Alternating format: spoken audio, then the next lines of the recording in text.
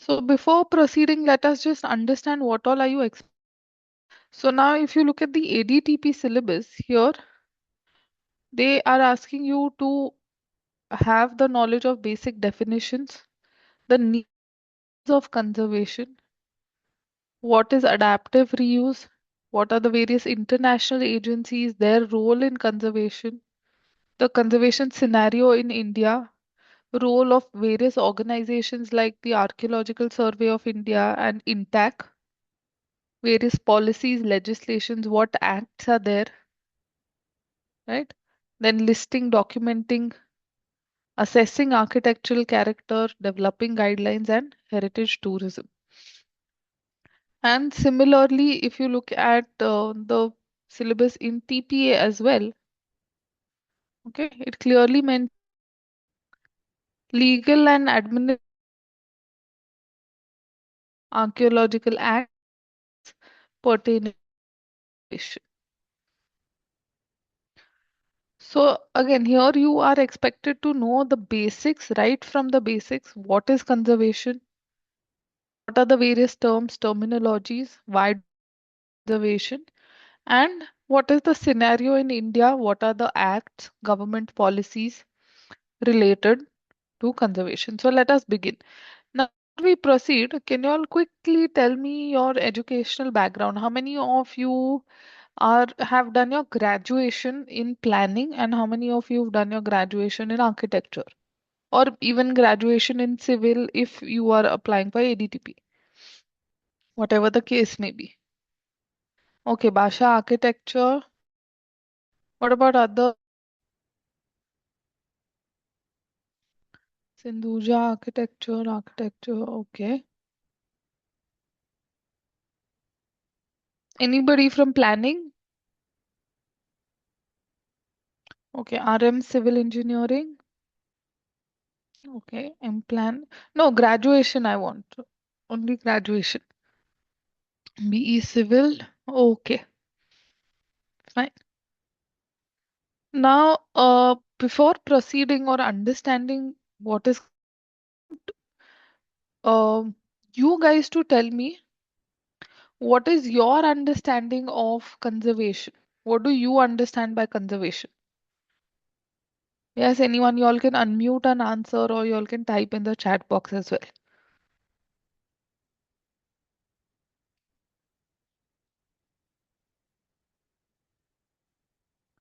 Yes, basic understand. I don't want like a perfect definition or some, you know, a perfect meaning, nothing of that. What is your basic understanding? Revitalizing the place for present and future generations. Okay.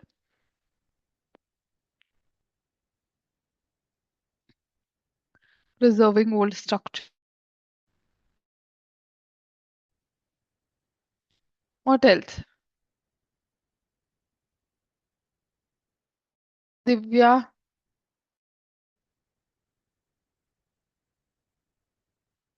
Manohar, Himaja, Mahi, Pujita, Sanchi. Yes, come on, guys. Sushma, Swaroop, Gautam. Your basic understanding, I want. Okay, what do you feel is conservation? Yes, anyone?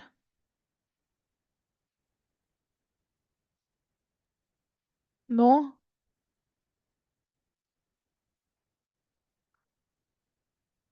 I would really like the class to be more interactive. Yes. Shravanti, restoring the structures and documentation of monuments. Okay, good. Retrofitting dilapidated buildings. Fine. Now, whatever you have answered, all of you, all of that is correct, no doubt. But there is a lot more to conservation than just buildings. It is more about preserving our heritage, Okay. It is primarily about our heritage and what we want to pass on to our future generations and what we want to preserve from that. That is what your conservation is all about. And in order to be able to pass it to the future generations, we are doing that conservation process. Correct, preservation for the future. Now, first let us understand basic terminology related to conservation. Okay. So I will show you all some images firstly. You guys tell me whether I can call that heritage or no. Okay, let us understand. Start with the basics, that is heritage. So yes, if you feel it's a yes, type Y in the chat box. If you feel no, type N in the chat box. Okay, for every image that I'm going to show you. Yes. So do you think this is heritage? Yes. Okay. Chalo, next. Do you feel this is heritage?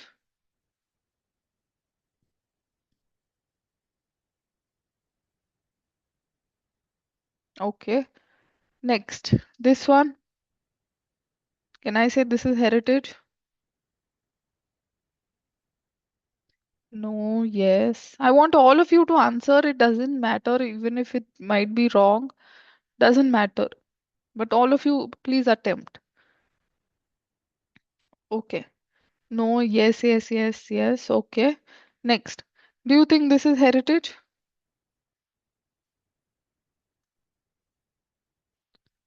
Yes, but of culture. Yes, yes. Okay. Next. Chalo. Do you think this is heritage? Can I call this as heritage?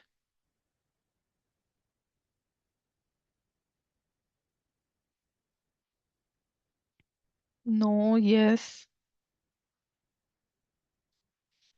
No, yes. Maybe. Okay. Safe answer. Maybe. Okay. Can I say this is heritage?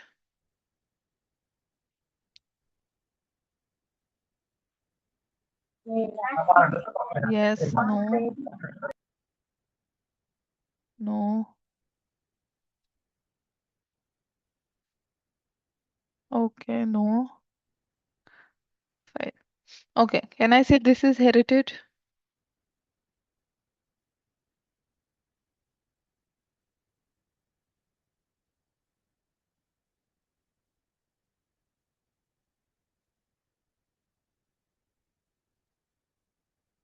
No, no, yes, yes. Okay. Next. Yes. Yes, no. Yes, Sam. Yes, yes.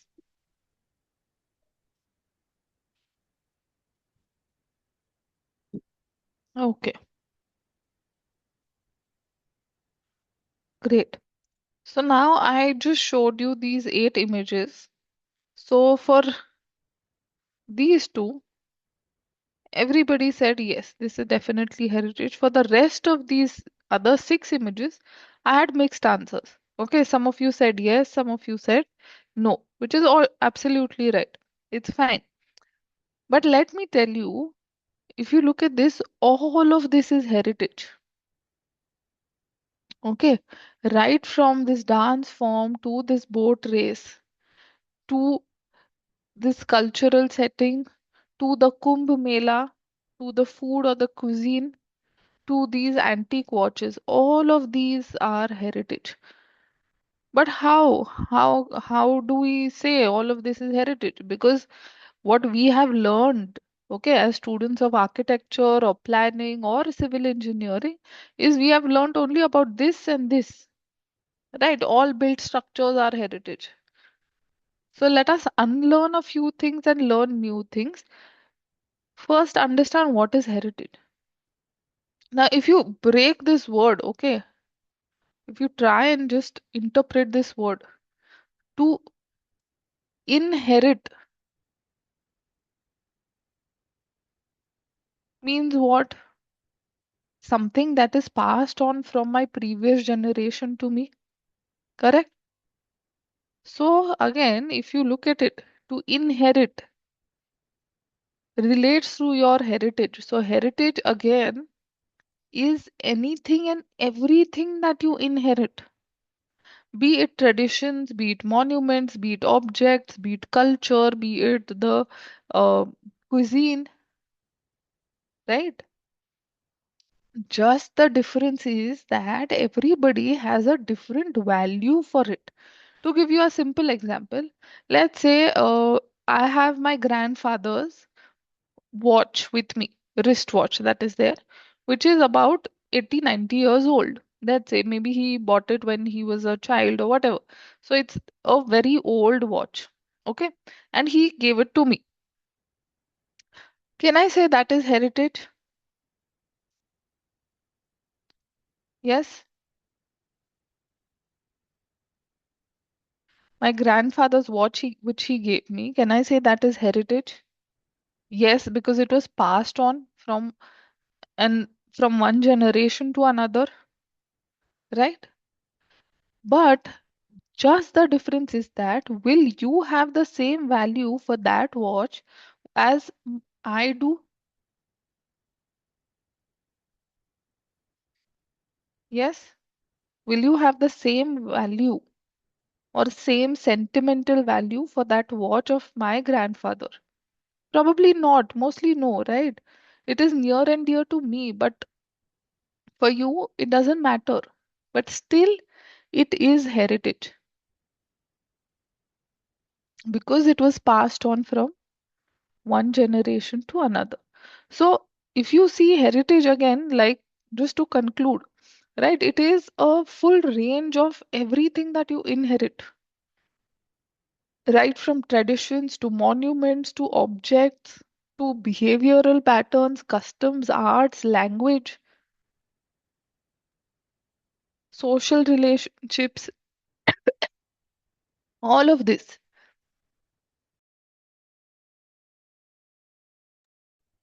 Now, tell me, languages, okay? All of you might be speaking in Telugu or whatever your mother tongue is. How have you learned Telugu? Did you join some classes to learn Telugu? Yes, or your mother tongue, let's say. Did you join any classes when you were a child to learn your mother tongue? No, right? So, again, how have you learned that? By speaking, using it, and from whom? The people in your house, your generation above you. So, again, the language also that you talk today is your heritage. Now, again, if you look at heritage, okay, heritage can be understood in two ways. One, firstly, one is your tangible heritage, the other is intangible heritage. Now, what do I understand by tangible and intangible? Tangible is anything and everything that I can touch, right? And what is intangible? Everything that you experience. You don't touch it physically. Fine. Now, if I say, for example, Sindhuja is a punctual person, will you touch that punctuality or will you experience that punctuality? All of you?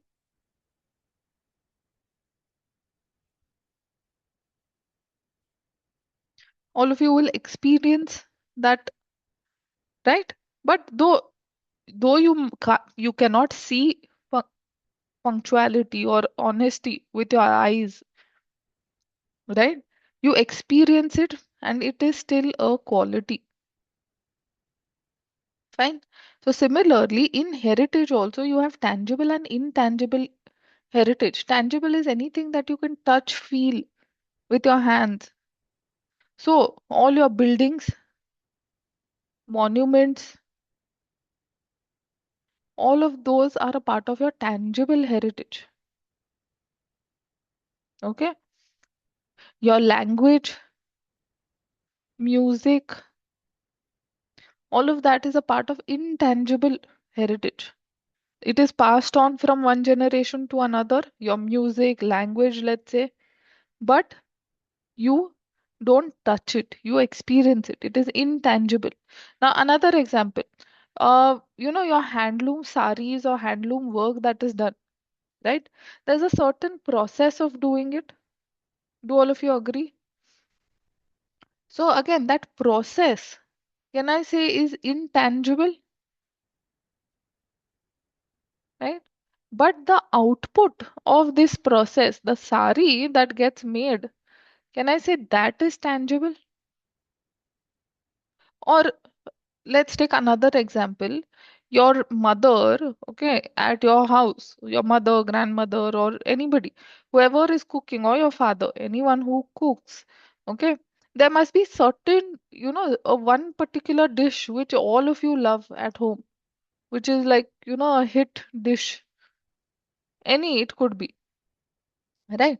Now, tell me that particular dish, there is a certain process of making how your mother or father cooks it, right? Adding certain ingredients, adding X ingredient first, then only adding Y ingredient, etc., etc. Right? So there is again a certain process that they are following. Now, probably they have learned that from their mother or father. Yes. So again, that process of making that particular food item, can I say, is intangible, but the resultant of that process is a tangible dish that you can eat. I hope this is clear for all of you. Difference between tangible, intangible. There is another part or another concept that is looked at, that is heritage in terms of cultural and natural. So cultural is anything and everything that is man-made. And natural, as the name suggests, existing in nature on its own. So again, this is where your cultural heritage, which is man-made, is further bifurcated into your tangible and intangible. Because if you look at language or music, etc., these are all man-made, right? So you have heritage that is cultural or natural, and under cultural, you have tangible or intangible heritage. Yes. Now, if you look at this image here on screen, okay, this is basically the traditional brass and copper craft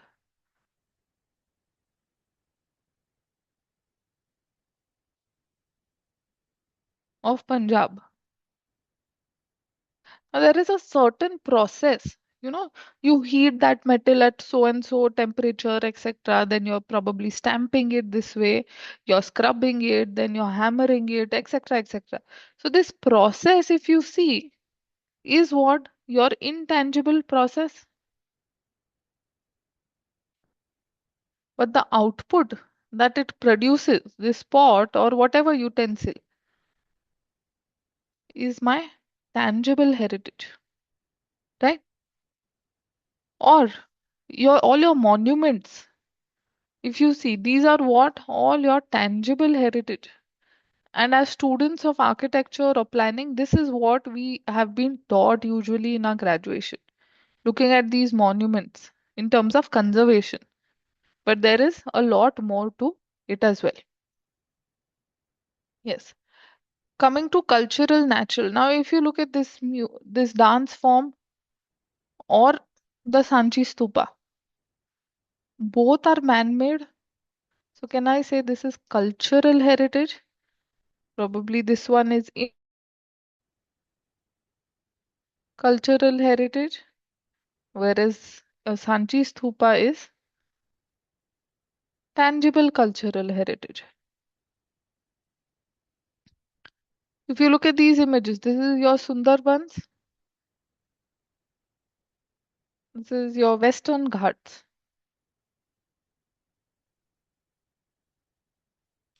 All of them, both of them exist in nature on its own, correct? So these can be termed as your natural heritage. Why heritage? Again, it is passed on from our previous generations to the future generations. So I hope this is clear for all of you. Any doubts with this?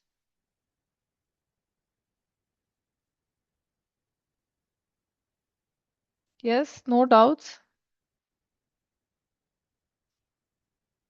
Okay, let us move ahead. Then, next is the term authenticity. Now, what do you understand by being authentic? Can I say is being genuine or being original?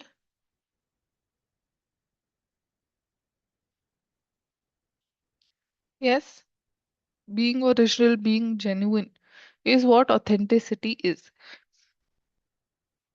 Now, again, in conservation, authenticity is very, very important.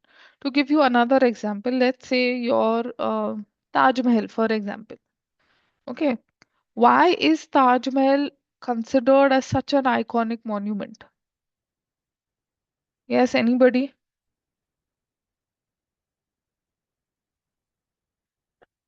Or take any other monument. Which one would you all like to take? Okay, let's continue with Taj Mahal. There is nothing else like Taj Mahal. Why? Propo- oh, the material, the craftsmanship, correct? And it is original, absolutely original. Now, tomorrow, let's say, okay, I there is, maybe what if I do this, for example, okay, that I get another marble which is looking exactly like what is used there in Taj Mahal. Fine. I get another marble which looks exactly like what is used there and I put it instead of the original one. Do you think I am hampering the value of that monument by doing this?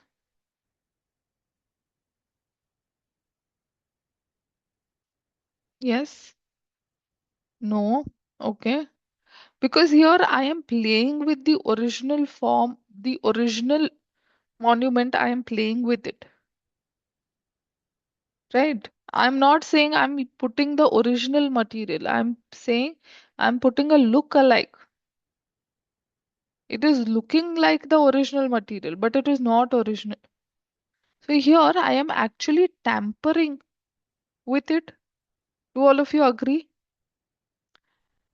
Also, this act of using another material, which is again not original, not close to original, also, is that going to affect the genuinity or why Taj Mahal is called as Taj Mahal or why it is such an iconic monument? This act is going to hamper that as well, right? So again, that will bring down the value of Taj Mahal as well.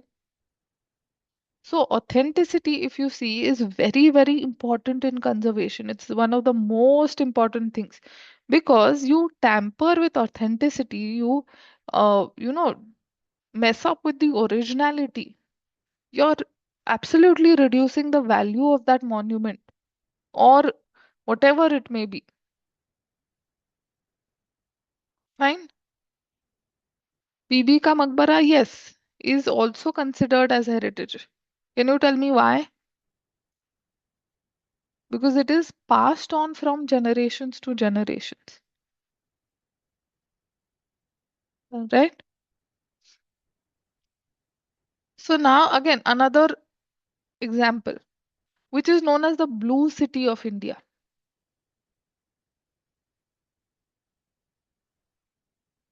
Jodhpur, right? Now where does this blue color come from?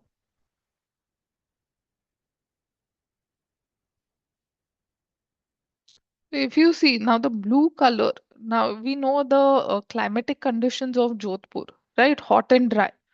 So to keep the structures cool, what people did was they use limestone, right? And they used to put it on their house. Now, with limestone, they also mixed copper sulfate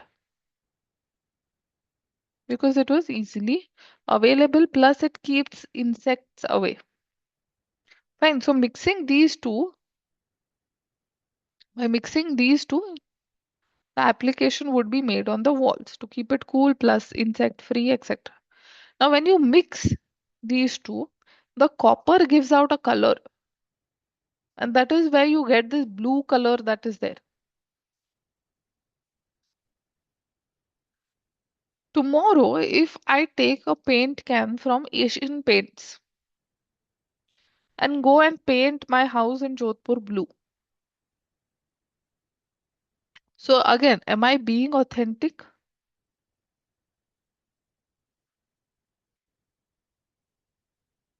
Definitely no. Right? I'm tampering with the authenticity, the originality, somewhere with the history as from because of which it is. So authenticity is very, very important because the minute you lose authenticity, you are tampering with the originality and the value of that structure is lost or is reduced. Okay. So I hope this is clear. Authenticity. Next is, now how many of you across news of this kind that somebody kept a McDonald's burger in their drawer and forgot, and after opened it 10, 15 years, whatever, and it was exactly as it is. Ever come across this?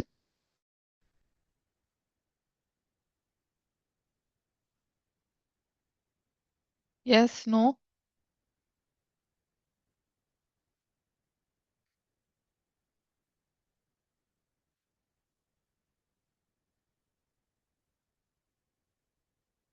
Okay.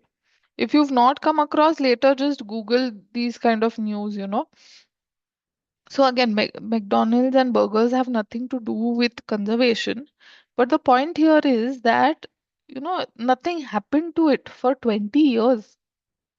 Probably because of a lot of chemicals, because it did not undergo any damage or deterioration because of certain preservatives or whatever it may be. Now, if I relate this to conservation or your built heritage, okay, preservation is maintaining that fabric. Now, here, fabric does not mean your fabric in terms of urban design and conservation. Your built form or your building structures are referred to as built fabric in terms of conservation and urban design. So, maintaining that built form, built fabric as it is without letting it undergo any further deterioration. So, today, what state it is in, I try and maintain it as it is today without letting it undergo any damage or deterioration. Okay.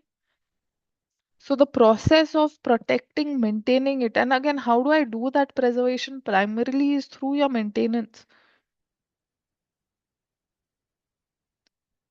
stabilizing the existing, whatever existing is there, stabilize it, maintain that. That is what your adds to. I don't have to let it decay in the future. So 10, 20 years down the line also it should look like this only. Those efforts what I take is what preservation is. Okay. Next is reconstruction. Now, as the name suggests, to construct again. In architecture, a lot of you must have got redo during your submissions, first, second year of architecture. Yes, no, always, right? So, yes. Now, basically in redo, what do? You draft that sheet again, do that drawing again from scratch, correct? So, same, your reconstruction, constructing the exact same thing again.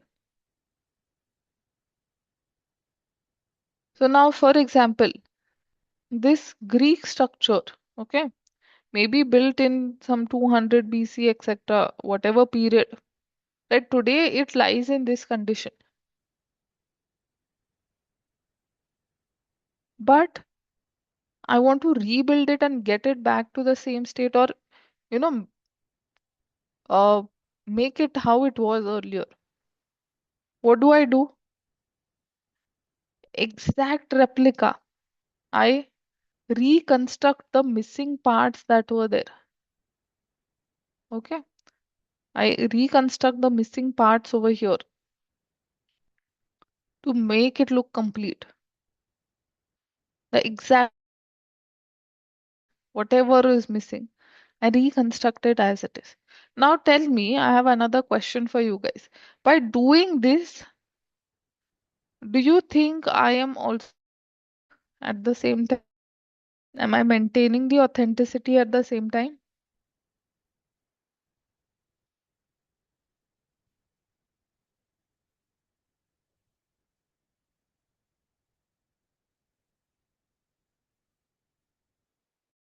When I'm doing this reconstruction, okay, of this missing part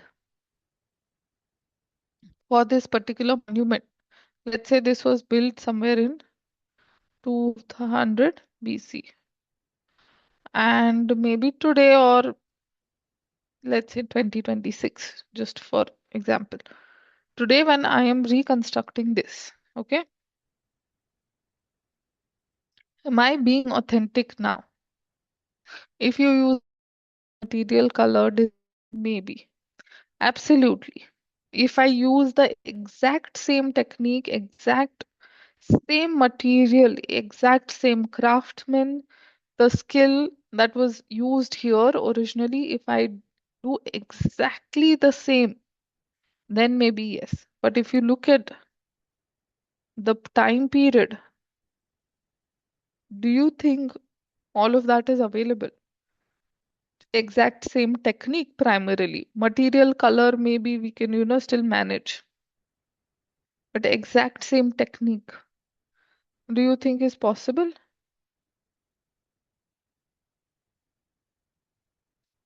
Right?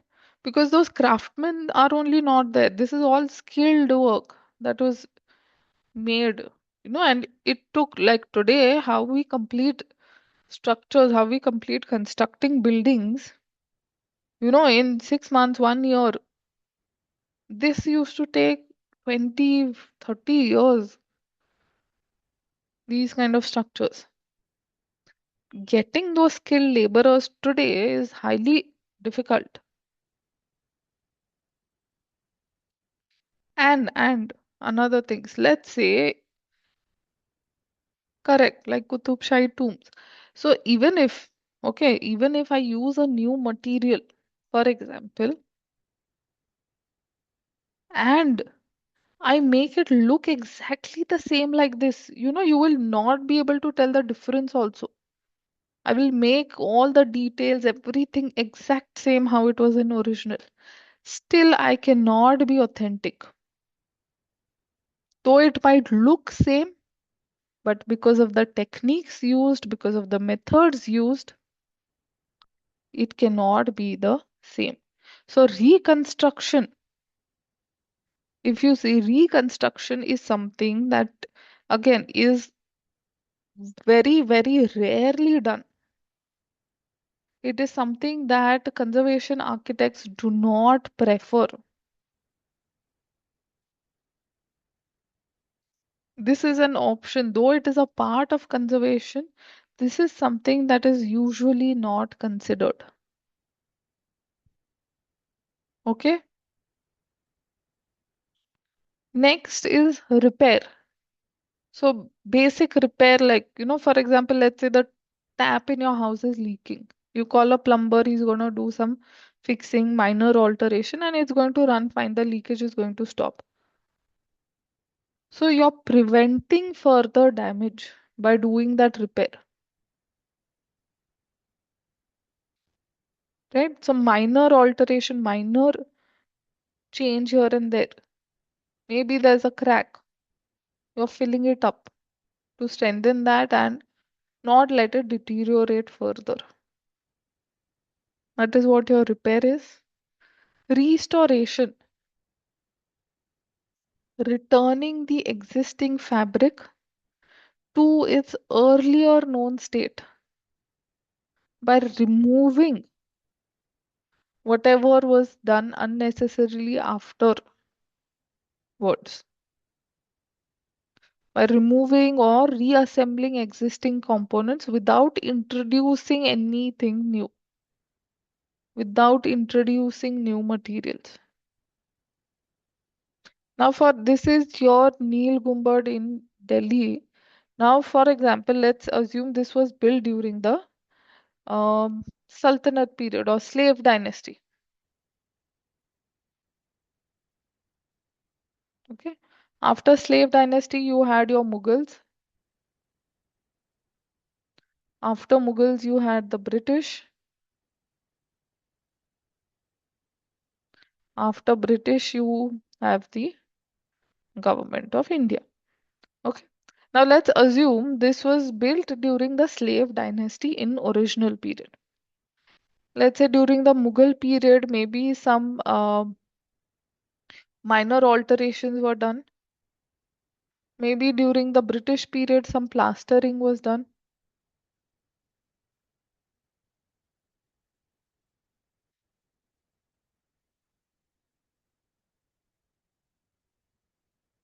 Okay, let us assume that. Now, today, when I am undoing, Control Z, undo, when I am undoing what was done after the original period, when I'm undoing these two actions, when I'm removing that plaster which was done unnecessarily,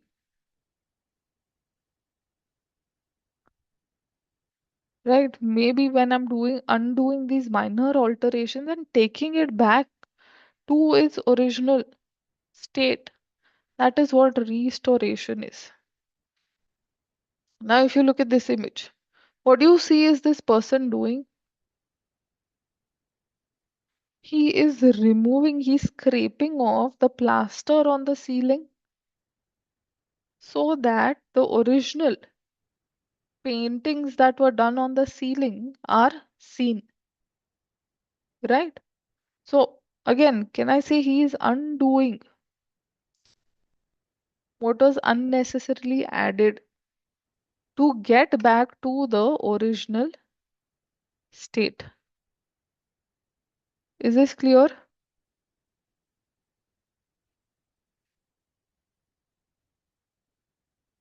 Yes.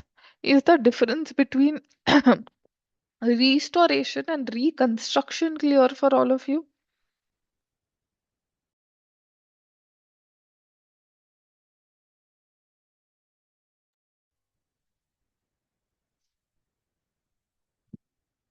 Yes, no confusion. So restoration is undoing and reconstruction is basically redo. Fine. Next is adaptive reuse. Now, as the name suggests, to adapt and to reuse. Adapt is adapt to a situation. What situation? Change from the original use.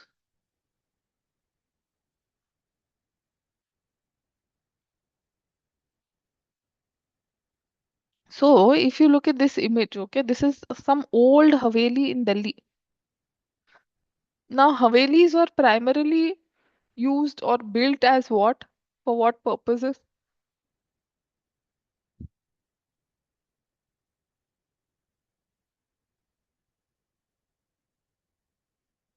Yes. Havelis were primarily built for what purposes? Residential purpose. Today, now, because let's say everybody's moved out, nobody's staying here, this has certain architectural value, right? This 200-year-old Haveli has certain architectural value. Nobody is staying there. Now, because nobody is staying, nobody is using, what is going to happen? It is going to deteriorate, it is going to get damaged, right? It will not be maintained primarily, and which will lead to its deterioration. Now, to avoid something of that sort, this is converted into a cafe or a restaurant.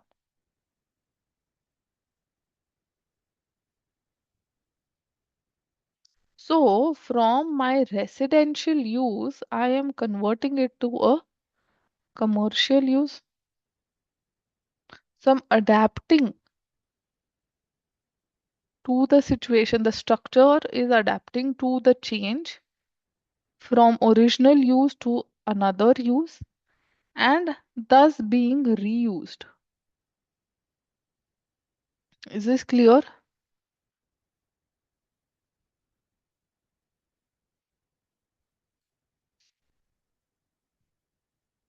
Because again, this originally, though it was built as a residence, nobody's using it, which will lead to its decay. Now, again, to understand that, tell me, let's say you and your family go out for a vacation for 1 week. Okay, nobody is there at home. When you get back home after that vacation of 1 week, what is the condition of your house?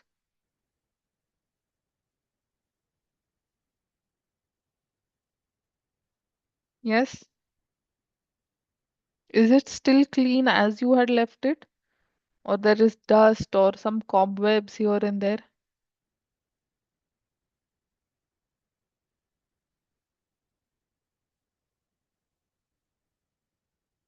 Yes,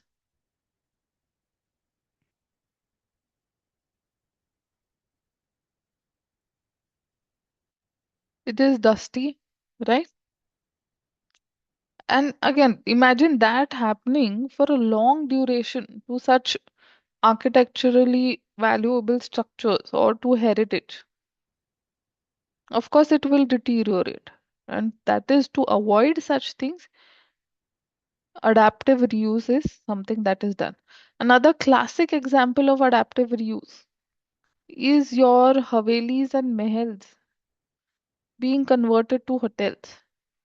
Even your Chaumala Palace or all your palaces in Jaipur or Rajasthan rather, not Jaipur, all your palaces and forts, yeah, Falaknuma, yes, in Hyderabad, right? Some are converted to museums, some are converted to hotels, right? So the conversion or the shift happens in its original use form.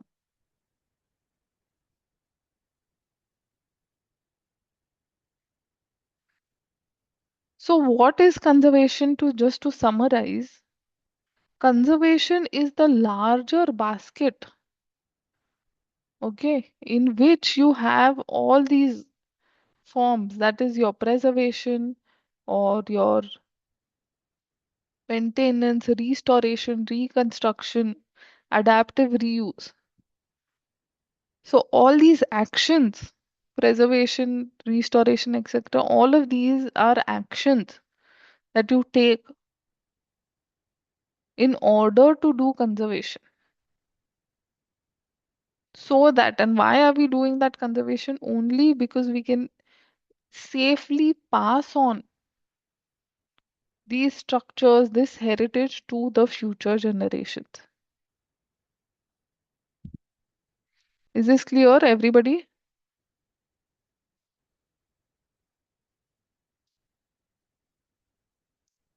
Okay, let us try a few questions now because you don't have any previous year questions, or this is the first time this exam is happening.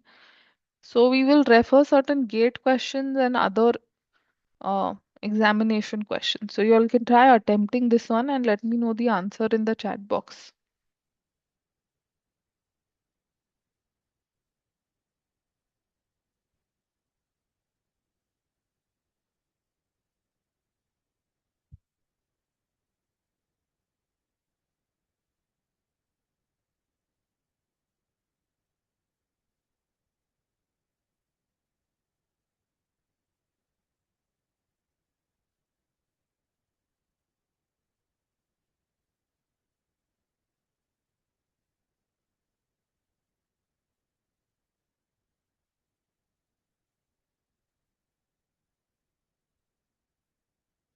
It says select the appropriate word from the list given below that is going to fit all these blanks. So out of these four options, which one option is fitting all these blanks that are given?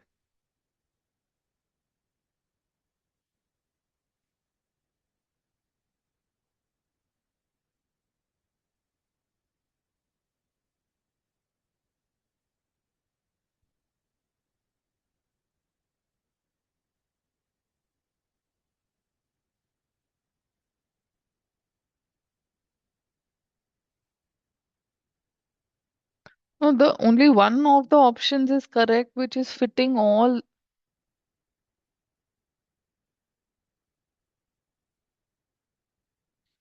One out of these four is applicable to all the fill in the blanks. Samir.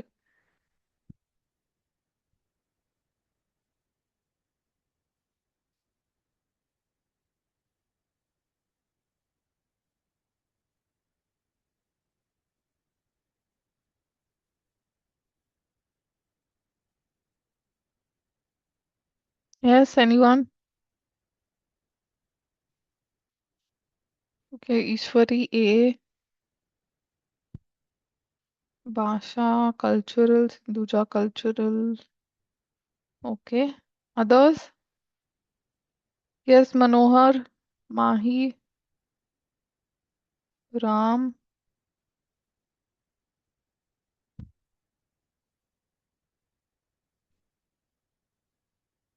Gautam,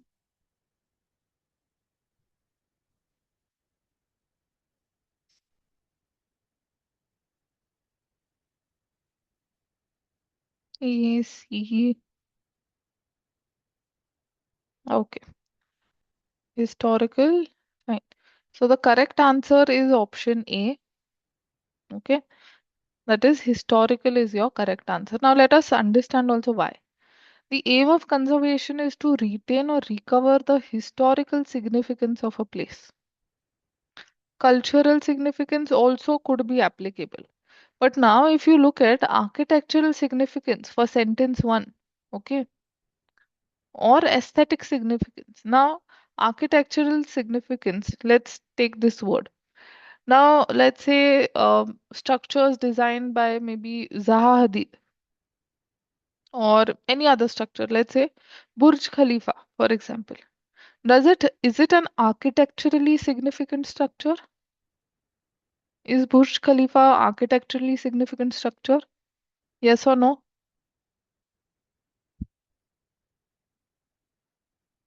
It has certain architectural significance. Yes, right? But does it need conservation?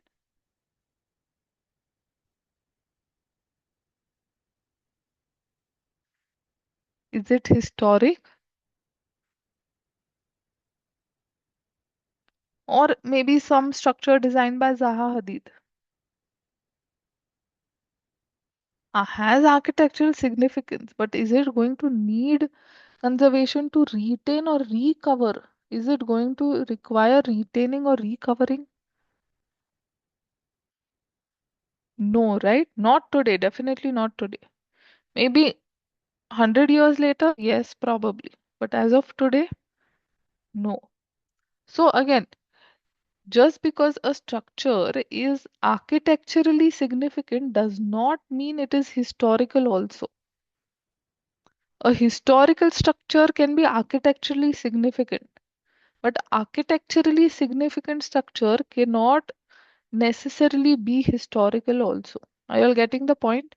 So again, this option gets cancelled. Now coming to aesthetic, okay? Aesthetic significance. Now let's say your bungalow where you stay is aesthetically very well designed, but does it need conservation and recovery and retaining?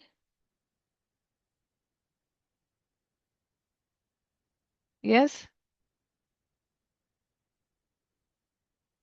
no, right? At a public large, maybe for you personally, it will require retaining. at a larger scale, as how Taj Mahal or Sanchi Stupa, tension, your bungalow does not.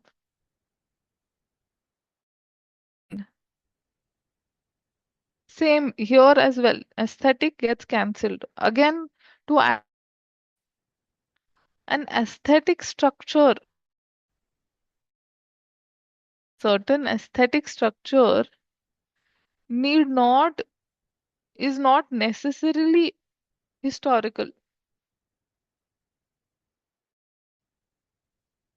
So C and D get cancelled here. Now coming to sentence 2, preservation is appropriate where the existing state of fabric itself constitutes of specific either historical significance or cultural significance. Fine, both of these make sense here as well. Coming to the next one now. Restoration. A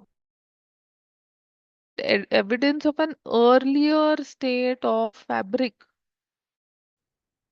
Only if returning the fabric to that state.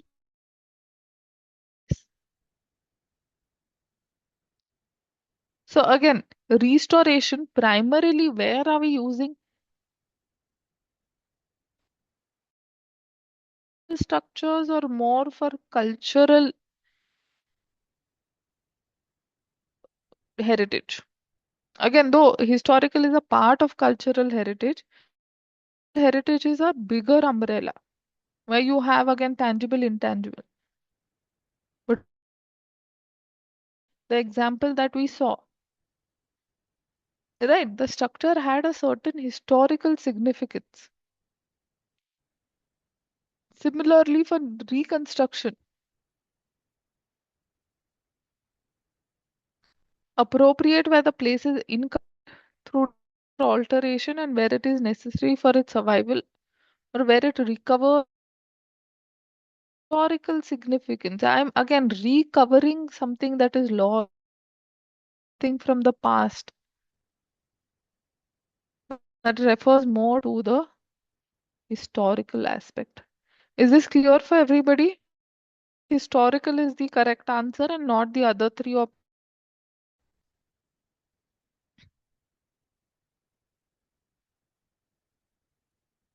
See, cultural, like I said, is a larger umbrella under which you again have tangible, intangible heritage, right? But specifically under that, it is historical. It's again for a place, particular place. Um, maybe give me some historical place from uh, Telangana. Maybe Charminar, let's say. ठीक है? Charminar, tell me, primarily, okay, it has certain cultural significance, but importantly, what is it? It has a very strong historical background, strong history.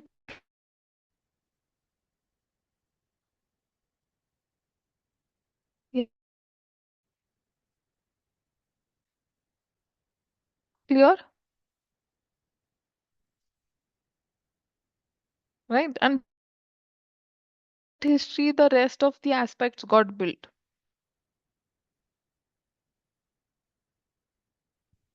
Okay, the modern conservation theory. So we are going to understand what kind of conservation practice happens in today's day in India and globally as well. And where does this come from? What is the background of it?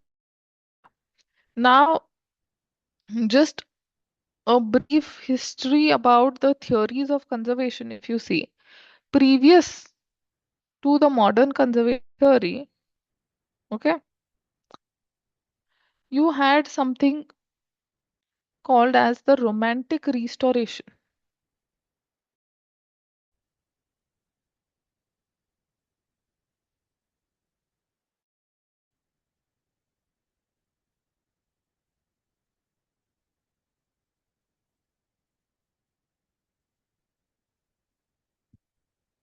Okay. So, Sindhuja, for Charminar, I said that Charminar has a strong history or no? It has a strong historical background, right? And today, for whatever reasons, Charminar is known primarily is because of what? Its history that it has, right? A major part of it is the history that it holds, it has carried.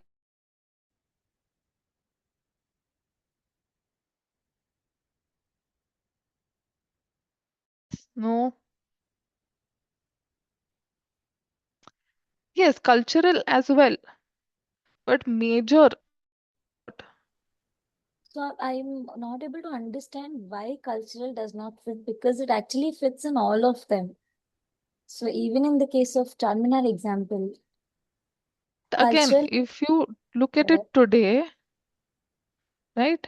If you look at it today, okay, cultural also fits, but which has more weightage or background that it, how far we've come. Again, the historical background is something that adds to it.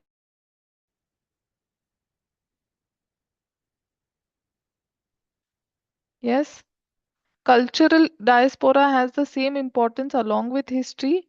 Yes, agreed. But again, history has seen that culture also change.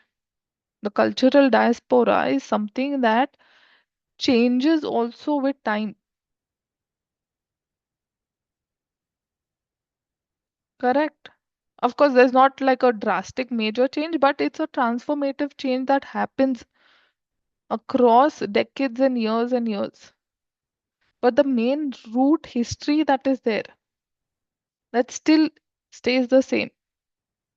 Is it clear? So again, here also culture has an important role to play, but your history has a strong. Is this clear?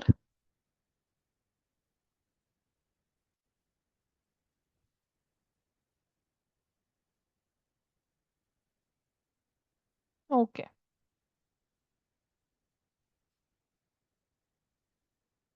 Yes. So yeah, where was I? Your modern conservation theory.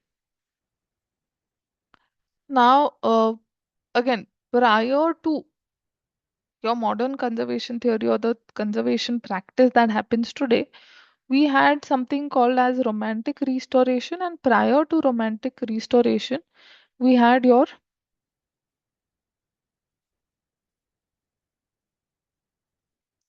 simplistic approach, conservation approach. Okay. So now again,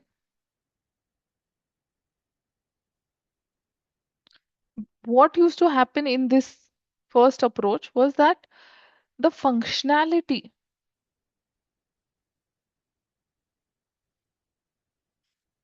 of a structure was of utmost. Means what? Now, for example, let's say there is a particular structure, church, for example. So now, let's say the roof is leaking. This is very old second century BC structure that was constructed. Today, let's say the roof was leaking, for example.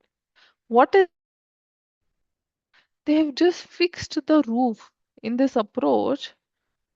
They have just fixed the roof without bothering for what material to use, what is the metal fix that roof, etc. That is not looked at. Again, primarily the only focus is the function that inside the structure should carry on. Okay. So this was the initial, like way back, the approaches that were there. Again, there was no theory or there was no name as such for approach. The purpose or the way of looking at structures was such that, okay, the functionality should not get hampered. So fine, the roof is leaking, just, repair it, fix it, done. So in that, again,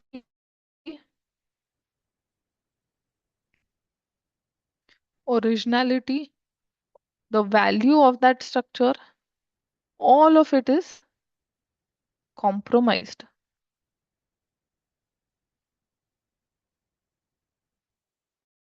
Romantic restoration. Now, a lot of people, of course, did not agree to this. My voice is breaking.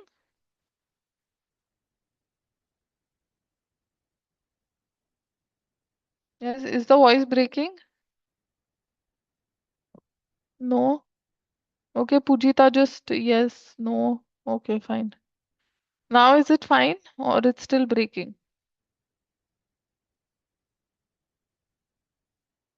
Yes, am I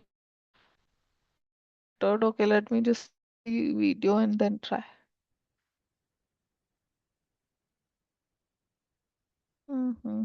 Okay.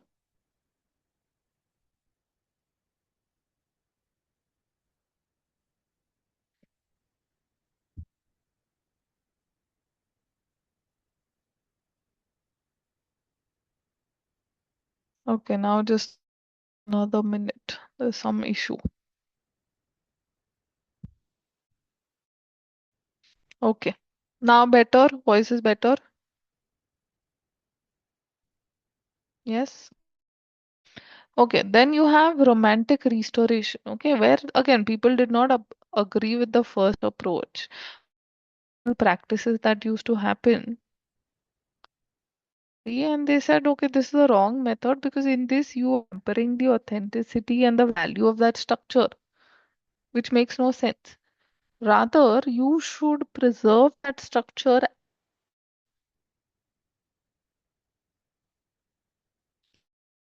The priority was your authenticity.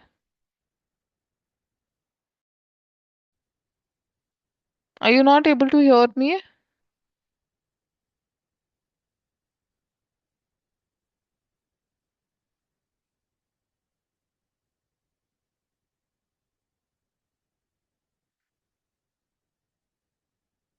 Okay, just give me a second.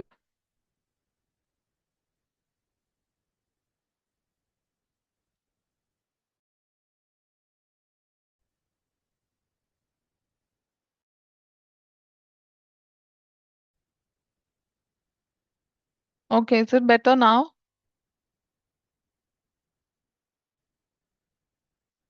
Yes?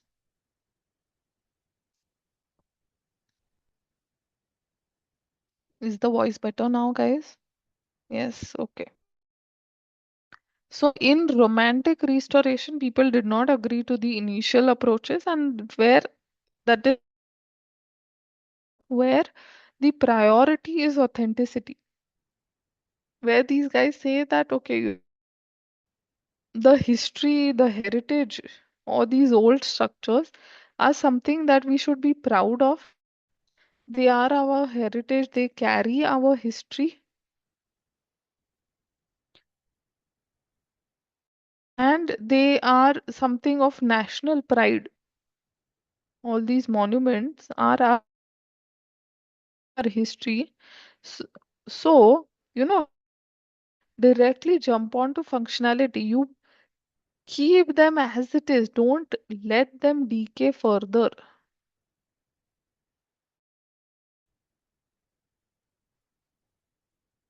So you maintain a structures.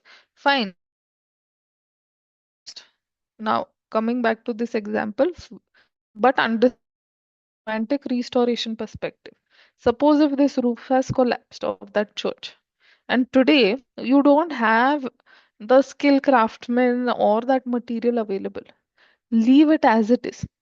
Don't go that roof. Fine.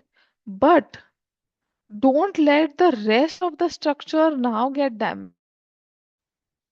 This much damage has happened. Don't let the rest of it get damaged. So by doing, I am still keeping up with the authenticity of that structure. That was the approach of your romantic restoration. But again, because of this, approach, what happened that it was more of the museumization structures that started taking place. That is where your modern conservation theory comes into picture, where people backgrounds. Okay, you had your historians, architects, uh, civil engineers, your bureaucrats, politicians, all of these people from all different backgrounds coming together in Venice in 1964 and forming what is your Venice. Okay, this charter basically was for the conservation and restoration of monuments and sites, where they spoke about the conservation plus restore these monuments and sites. Primary aim of that was that we have to safely pass on these monuments to our future generations. One, along with that, we should integrate them, okay, into our planning. Plus, people shall become more conscious about their heritage. They should treat it as a common heritage. They should feel a sense of responsibility towards their heritage. That is what the idea was of Venice Charter. Okay, so that was formed. Now, Venice Charter happened in 1964. Again, charter is something, it's not a compulsory thing, but it is more or less like a set of guidelines or rules, that more of guide rules which talk about how the conservation process should be done, what should be done, what are the different methods of doing conservation, etc., etc. Okay, keeping in mind that the common man feels a sense of responsibility towards his or her heritage rather than museumizing or museification of these monuments. Okay, so that is where the modern conservation theory or the base of today's conservation practice globally, Venice Charter. And to implement whatever Venice Charter was saying, to implement that, your ICOMOS, that is International Council and Sites,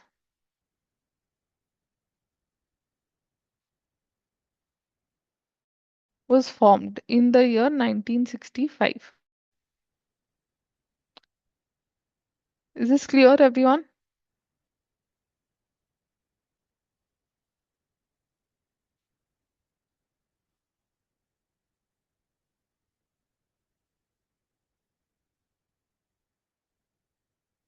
Yes. Is this clear for all? Do we have any doubts, any queries?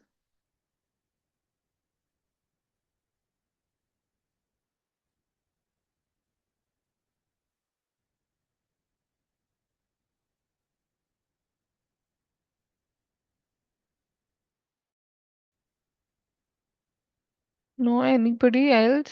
Any doubts? So romanticizing them is keeping them as it is in the library. But what ICOMOS did is they tried to preserve whatever is left, and they came up Correct. with this council. Is that right, or did I miss anything? Your voice just cracked towards the end. So romantic restoration, what you mentioned is correct. But can you just So Moss, what you so said? romantic restoration is putting them in museums. So that you said is right. So this Not ICOMOS was no, you can't put all the structures in the, but whatever wherever the structures are, like again. something putting them in, not exactly like I can't lift Taj Mahal and put it in the museum, literally, right? But treat if it is a piece to be kept in the museum. Like you can't do anything to it, just romanticize about that structure that way. Okay. And what were you saying, Komos?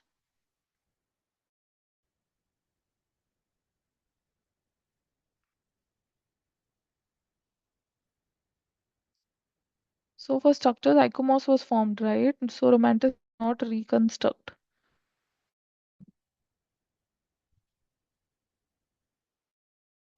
What was ICOMOS about? Okay, so see, Venice Charter. Did you understand Venice Charter?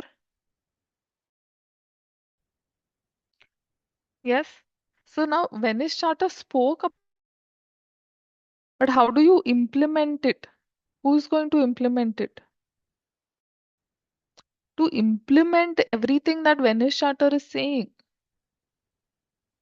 okay, that you look at her heritage in a certain way, in your etc. Right? Or you are, uh, what do you say? The approach to conservation should be such. Common public feels a sense of responsibility towards the heritage structures in their surroundings. And all of this in ground reality is was formed.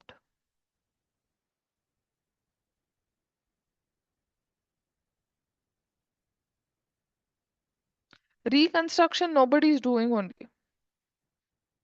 Okay. Today also is doing authenticity.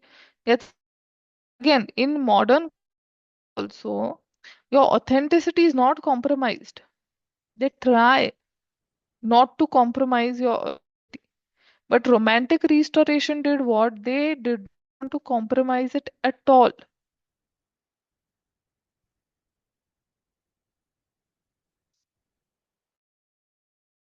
Romantic restoration, it was complete.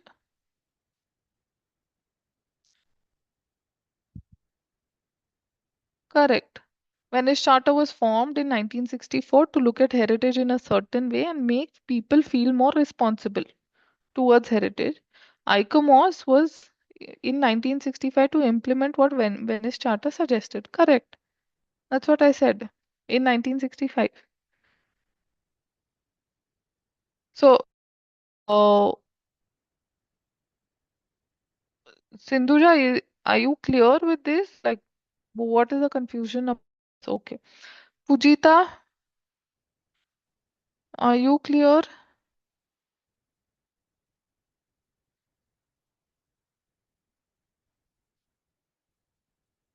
Okay. So, I hope everybody is understood. It was short today.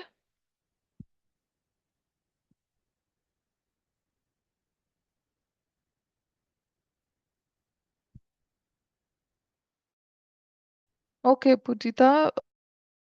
So again, simplistic conservation approach. Now, I will example. Did you understand the example that I had given earlier?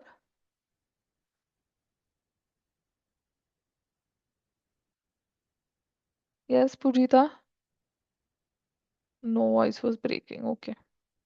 So, suppose, let's say, if there is a church that is there, right?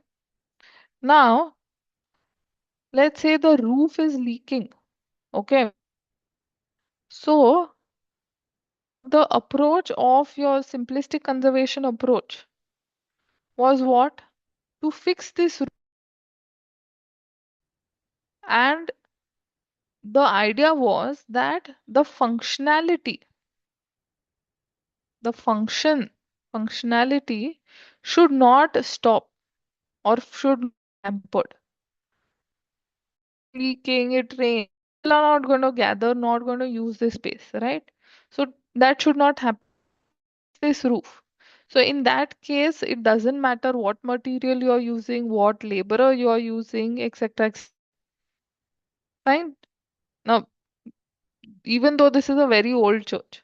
So here, majorly your authenticity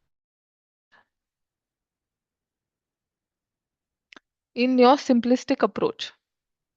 Authenticity was heavily compromised. So a lot of thinkers, people did not agree with this approach, and that is where romantic restoration was born, where they said that most important thing. So what was their approach like for romantic restoration ka approach? What was that?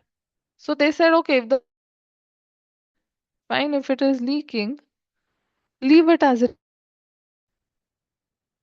But don't let any further happen. This part is damaged, okay, fine. You don't have resources, you don't have the material, have the skilled laborer, fine, leave it as it is.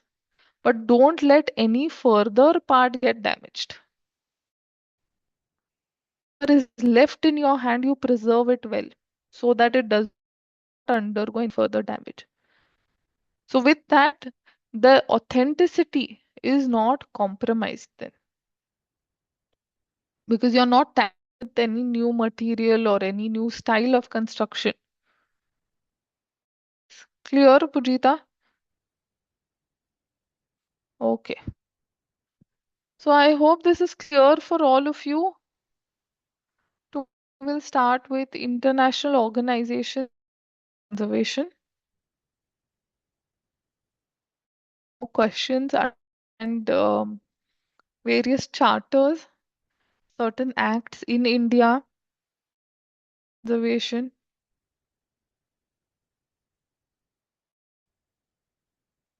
Okay. So I hope all of you still have any doubt, please ask.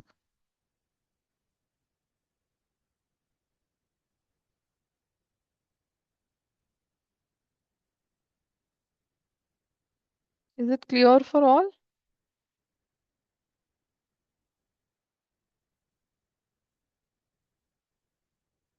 Okay. So thank you. Hope you have understood, and I will see all of you tomorrow.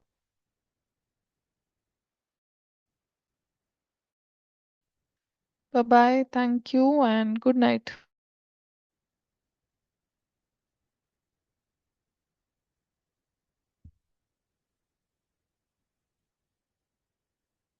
Yes. Bye.